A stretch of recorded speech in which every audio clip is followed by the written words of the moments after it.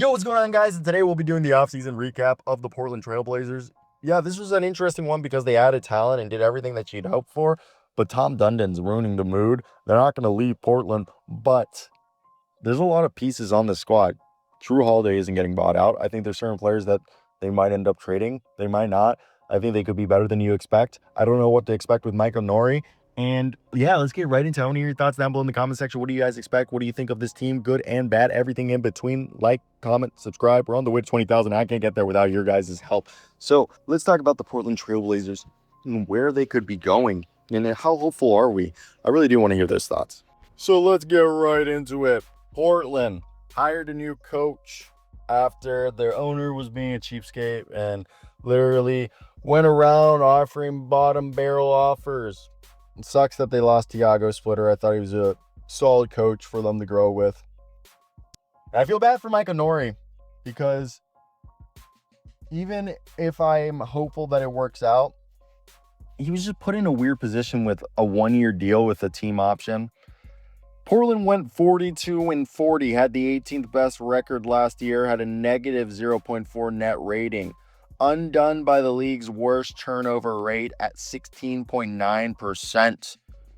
They were a team last year that was one of the better offensive rebounding squads. 14 points, 14 rebounds per game, a 51% rebounding rate. Look, rebounding, especially on the offensive glass, creates second chance opportunities, putbacks, and the most efficient shot in basketball, the kick out three off a rebound. Not only that, but rebounding in general demoralizes your opponent, physically imposes your will against them, and makes them feel like they can't do anything against you. And it also creates good defense, especially on the defensive side. They were also a team that were a high three-point volume. Even if they weren't a top three-point percentage team, they put them up at a high rate. Now, they just were careless with the ball.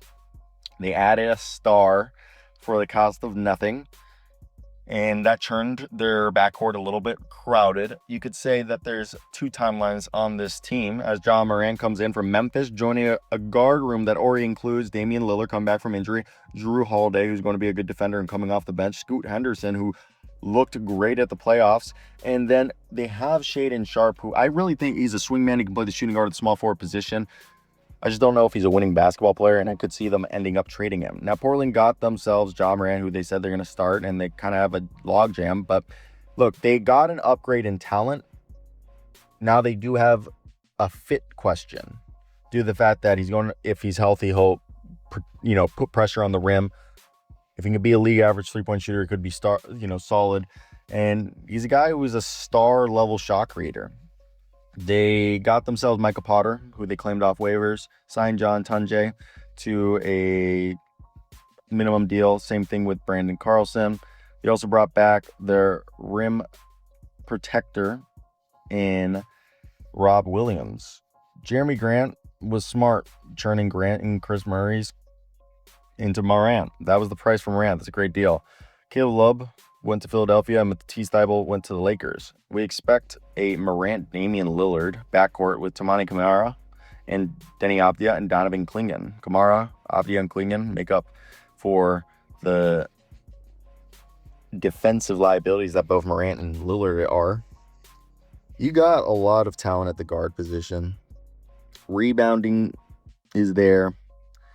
And they have rim protection, which, if you can funnel all the guys into your rim protectors, being Clingan, Brandon Carlson, and Rob Williams, there's, hope there. And they have youth on the wings. Now, there is too many guards on this team. There's spacing concerns, especially with Denny and Ja being guys who like to get to the rim. And this team is literally the same one, and they added a guy in Ja Morant, which they're turnover prone. This is a turnover-happy team. They still have the full $15 million non-taxpayer mid-level exception, the full 5.4 biannual exception. That unused flexibility can be used in a trade. So I wonder if they go out and either find a floor space. They have a floor spacer in Brandon Carlson, so I think they're good there. But they need a 3-and-D guy who could come and help, or another versatile swingman, a Bruce Brown. If we're looking at this squad as a whole, let's just talk about them and what they look like on paper. Ja Morant, Damian Lillard, Denny Avdia, Toumani Camara, Donovan Clingan. Then you have yourself Rob Williams, Brandon Carlson, or Yang Hansen.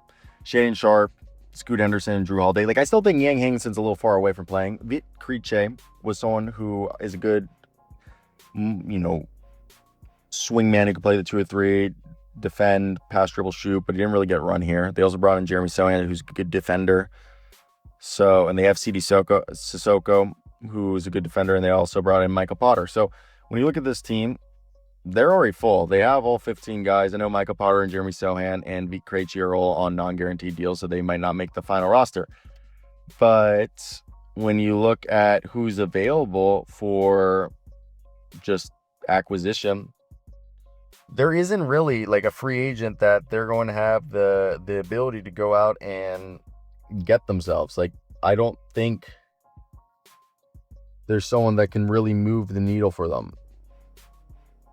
Outside of the top guys and outside of Benedict Mathurin, Jonathan Kuminga, and Peyton Watson, and DeMar DeRozan, Bradley Beal isn't going to help this team. And I said 3-and-D. The only one that really comes to mind is Bruce Brown, who shot well last year. He can defend multiple positions, rebounds well, good playmaker. He can bring locker room championship pedigree. And I think they did a good job bringing Jeremy Sohan. That was a smart move on their part. But outside of that, like, it's slim pickings. Like, there's no one out there that's going to really change anything for them without them doing trade. And trade-wise, who would they even go after? So I think this was a team that rebounding is a strength of theirs, and they kept that. The turnover problem and their spacing arguably got worse, not better. They added another high-usage player who is not a floor spacer. I still think that this is a team that could make the play-in with real upside, especially if the talent, prevails and makes whatever fit they have work. But how do 5 guards share minutes? Can Morant space the floor? And do the turnover problems get fixed? Like, that's part of Denny Optia's problem. That's part Scoot, Shaden. Like, how do you make that all work? And when we talk about John Morant, I think the biggest thing is like, you're looking at a guy who shot 23.5% in